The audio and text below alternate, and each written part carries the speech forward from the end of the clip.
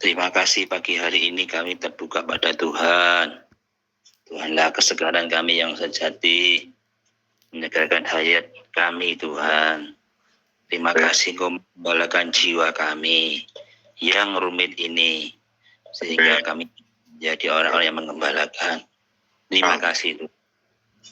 Tuhan, terima kasih kesempatan pagi ini. Kami, Tuhan, sungguh sangat mutlak perlu diisi dirimu. Karena tidak penuh, kami akan diisi yang lain. Tuhan, tolonglah kami. Terima kasih Tuhan. Amin. Ya, infuskanlah dirimu dalam kami dengan limpah, supaya kami mengalami pertumbuhan hayat dari Bapa sendiri. Amin. Amin. Amin. Ya, dan beritanya, saudara-saudara, Ibrani 13 ayat 20 sampai 21. Ya, dan 1 Petrus 5 ayat 4.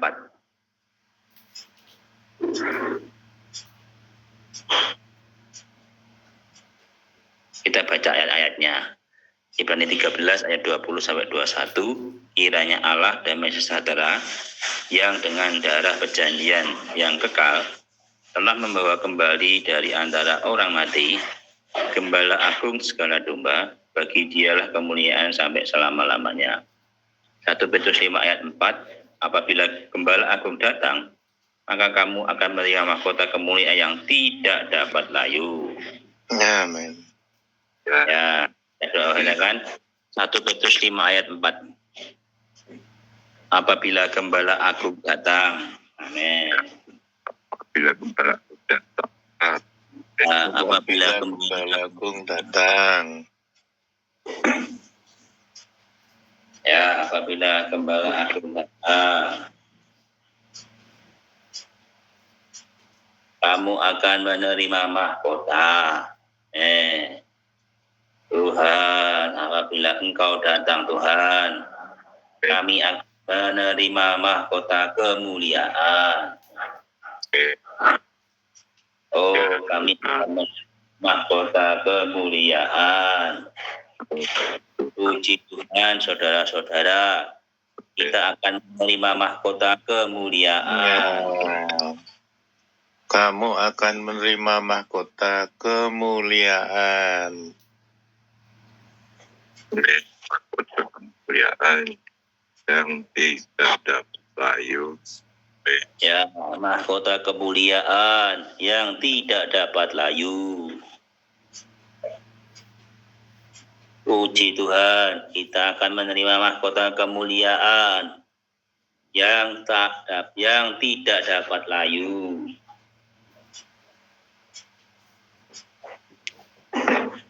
Ya, kita akan menerima mahkota kemuliaan yang tidak dapat layu.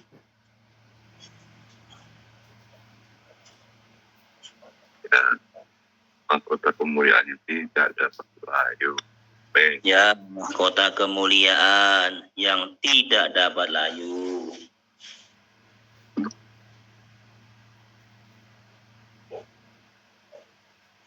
Terima kasih Tuhan atas pahala yang Kau sediakan bagi kami. Kami boleh mendapatkan mahkota kemuliaan yang tidak dapat layu. Amin.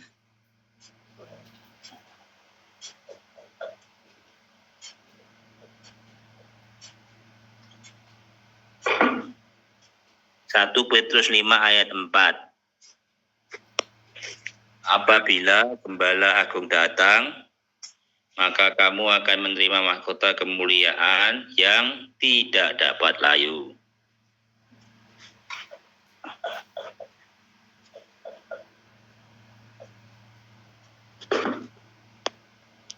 Kita mulai baca beritanya ya. Penggembalaan berhasil, kita seharusnya tidak menginginkan untuk menjadi pembicara besar, untuk menonjolkan nama kita sendiri. Orang mungkin akan tertarik untuk datang mendengarkan kita. Tetapi siapa yang akan merawat mereka setelah itu? cara penyelenggaraan kampanye Injil secara besar-besaran tidak akan berhasil. Kita mungkin memiliki sidang Injil yang besar dengan jumlah orang yang banyak, tetapi akhirnya tidak banyak dari mereka yang ditambahkan kepada gereja. Kita juga tidak seharusnya memakai orang-orang terkenal untuk bersaksi dalam sidang kita. Ini tidak akan menyelamatkan orang untuk ditambahkan kepada gereja. Jalan yang dapat menyelamatkan orang secara efektif harus oleh kelompok vital kecil, dan setiap orang di dalam kelompok vital kecil ini harus menjadi seorang gembala. Dalam waktu singkat, gereja akan terbangun. Tidak ada jalan lain yang lebih tepat dibandingkan dengan jalan penggembalaan ini. Amin. Pembacaan hari ini. Untuk menggembalakan kaum saleh, maka harus ada ajaran yang sehat dalam kelompok vital. Dalam 1 Timotius 3 ayat 2, Paulus berkata bahwa seorang penatua harus cakap mengajar. Pengajaran di sini mirip seperti orang tua mengajar kepada anak-anak mereka. Seorang penatua harus cakap menyajikan pengajaran rumahan semacam ini bagi anggota-anggota gereja lokal. Saya harap kita akan berdoa, Tuhan, aku ingin dibangunkan. Mulai hari ini aku ingin menjadi gembala. Ya, aku ingin pergi memberi makan orang, menggembalakan orang, dan mengumpulkan mereka menjadi satu kawanan. Dalam Yohanes 10 dan 21, Tuhan menggunakan 3 kata mengenai penggembalaan. Memberi makan, menggembalakan kawanan domba, dan Ia berkata, peliharalah atau beri makan anak-anak dombaku, dan gembalakanlah domba-dombaku. Ia juga dapat berkata, tetapi aku juga mempunyai domba-domba lain yang bukan dari kandang ini. Domba-domba itu harus kutuntun juga, dan mereka akan mendengarkan suaraku, dan mereka akan menjadi satu kawanan dengan satu gembala. Domba-domba lain ini adalah kaum beriman bukan Yahudi yang akan digabungkan bersama kaum beriman Yahudi untuk menjadi satu kawanan.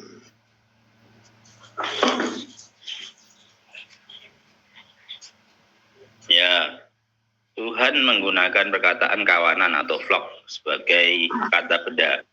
Saya juga suka menggunakan kata itu sebagai kata kerja. Kita harus belajar untuk memberi makan, mengembalakan, dan mengumpulkan bersama atau flock. Semua gereja harus belajar bagaimana berkumpul menjadi satu kawanan, sehingga mereka bisa berbaur bersama. Dalam atmosfer kumpulan kawanan ini, orang dapat ditaklukkan, diyakinkan, dirawat, dan digerakkan oleh Tuhan. Semua gereja yang terdekat harus dikumpulkan bersama menjadi satu kawanan, supaya kaum saleh digembalakan dan digerakkan. Para penatua dan sekerja harus mengambil bagian untuk mempraktikkan hal ini. Menurut pandangan ekonomi kekal Allah, dalam seluruh tulisan Yohanes ada kecenderungan untuk memiliki gereja Allah yang menghasilkan tubuh Kristus bagi perampungan ekonomi kekal Allah. Amin. Ya, bagian yuridisnya melayakkan dan memberi kaum beriman kedudukan untuk melaksanakan bagian organiknya oleh hayat ilahi dari Allah Tritunggal yang telah melalui proses dan tampung. Tetapi hari ini kebanyakan orang Kristen hanya berputar-putar pada bagian yuridisnya dan merasa puas dengannya. sedikit sekali memperhatikan bagian organiknya dan kehilangan butir penting dari penggenapan ekonomi kekal Allah.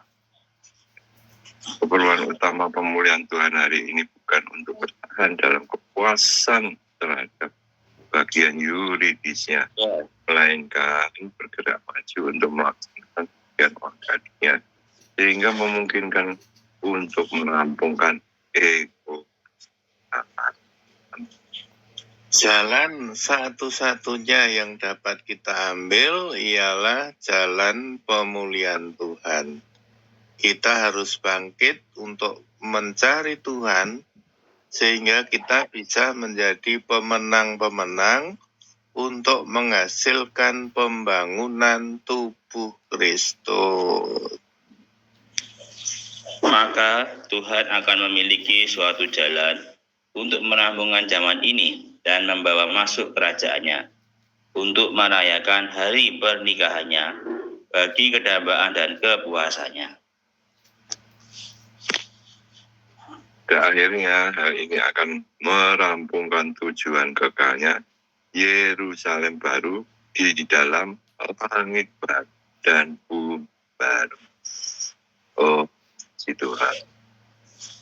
Puji Tuhan, bacaan ini terus memberikan visi saya yang tunggal, visi yang puncak, yaitu ke Yerusalem baru. Yerusalem baru yaitu dan ultima antara Allah Tritunggal dengan pribadi, dan secara dengan orang-orang, semua orang tebus saja. Nah, ini adalah tujuan utama dari Tuhan menyelamatkan di Kristen saya. Bukan hanya sekedar selamat dari neraka. Ini yang hanya akan mayoritas orang Kristen di luar pemulihan. Dia itu puas dengan yuridisnya, dengan hukumnya saja. Dia status hukumnya jadi pindah dari terhukum neraka menjadi orang yang bebas merdeka. Tapi dia tidak tahu cara menggunakan kemerdekaannya. Kemerdekaan itu untuk membangun, bukan untuk pesta pora saja. Ya, seperti negara kita merdeka tahun 45 itu bukan hanya senang-senang udah bebas dari penjajah. Kalau tidak dibangun selama puluhan tahun ini, kita bukan apa-apa ya. Ternyata terbangun. Terima kasih. Lanjut. Amin.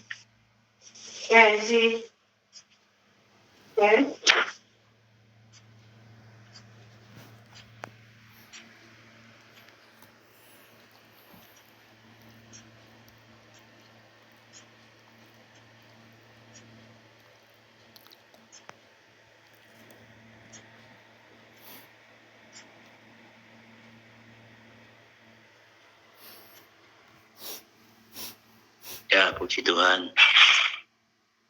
Sungguh berita yang sangat menerangi, ya. Setiap orang yang mau belajar mengembalakan, Tuhan sudah menyediakan kepadanya satu upah, yaitu mahkota kemuliaan yang tidak dapat layu. Ya. Tidak seperti mahkota yang diberikan orang-orang di dunia ini yang bisa layu atau tidak abadi, ya. Tapi mahkota ini adalah mahkota yang tidak dapat layu, ya.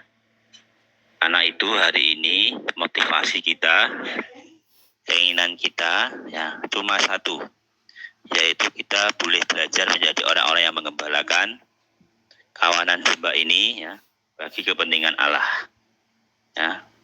Disitulah juga kita juga menjadi orang yang belajar memiliki kasih dari Tuhan. Nah, mengembalakan ini perlu syarat, yaitu hayat ilahi itu sudah kita miliki, sudah bertumbuh, ya, sudah memenuhi kita, ya, sehingga bisa meluap keluar untuk kita salurkan kepada orang. Maka pagi ini saya bersyukur kepada Tuhan, ya. Terima kasih Tuhan, hayat-Mu di dalamku. Biarlah hayat ini semakin bertumbuh, semakin berkembang, semakin meluas, sehingga hayat itu bisa tersalur. Ya. Tersalurnya hayat ini bukan dari seberapa kita memiliki pengetahuan yang banyak, ya. Tapi sebagaimana hati kita bagi Tuhan, roh kita berkontak dengan Tuhan. Ya.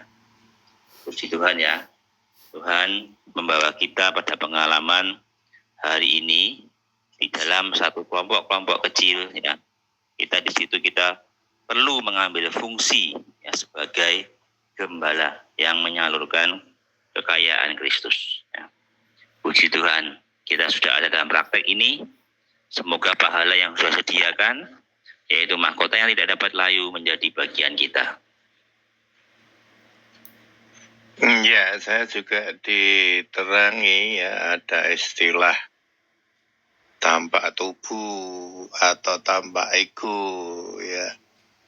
Jadi di sini dengan saling penggembalaan dalam kelompok kecil, dikatakan tadi bahwa ekonomi Allah, ya, di mana kita mengekspresikan Dia dalam sifat dan hayat, itu akan tampak ketika kita melakukan saling menggembalakan, ya, satu dengan yang lain. Jadi itu bukan hanya sekedar yuridis, tapi secara organik, secara nyata bisa nampak tubuh ini yang dikehendaki Tuhan untuk siap kita menerima Dia, kedatangan Dia sebagai pengantin, sehingga kita dapat mahkota yang tidak dapat layu. Amin, amin.